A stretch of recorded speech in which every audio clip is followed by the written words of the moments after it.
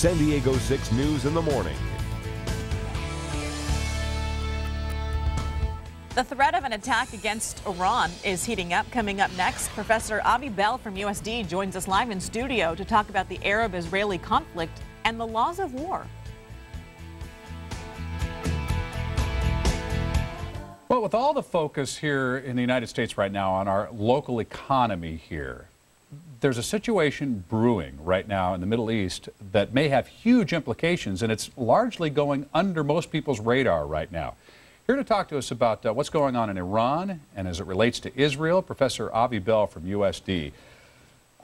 I'm looking at this report here back in 2007, a national intelligence estimate that said that Iran had abandoned pursuit of nuclear weapons. Is that correct? Well, apparently not. In November, the International Atomic Energy Agency issued a report saying there's no doubt about it. Iran is on the fast track towards nuclear weapons, and intelligence estimates now are that it's less than a year away. So Iran is close, and they intend to use it. So is there a direct threat to the United States if Iran does develop a nuclear weapon? I think there is. Iran has not been a responsible actor of the world community, and it has claimed that it is ready to use this weapon to destroy other nations, including Israel, to use it to close the Straits of Hormuz, through which 20% of the world's oil supply passes. There was an intelligence report several weeks ago that Iran is preparing to engage in terrorist actions on U.S. soil. There was a report several months ago that they were prepared to assassinate the Saudi ambassador in Washington, D.C. and blow up a Washington restaurant. They are definitely the kinds of actors that are ready to use it to wreak destruction around the world, including the United States. Well, and as I said, it's kind of odd that this seems to be kind of going under most people's radar, because this sounds like a very real, very heightened threat, and as you say, a clear and present danger. Yeah, it's interesting. I think the problem is it was difficult to get in good intelligence information for a long time, but now we have it, and it's really the last minute.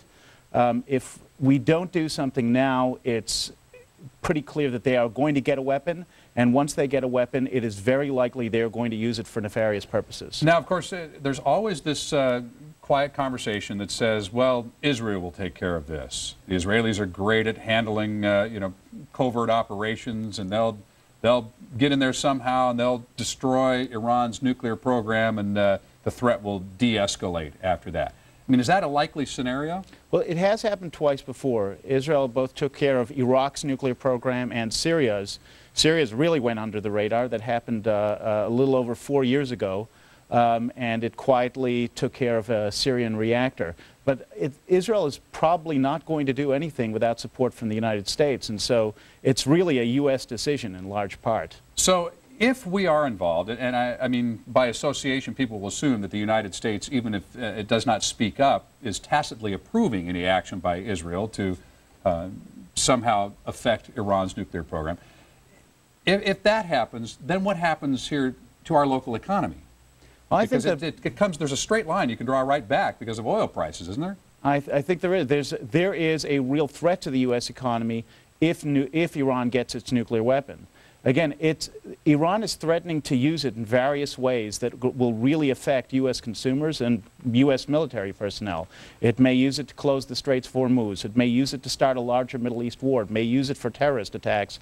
I think the best thing for the U.S. consumer is if the Iranian weapon is taken care of. Now, in the cases both where Israel attacked Syria and Iraq's illicit nuclear programs, there was no effect on oil prices.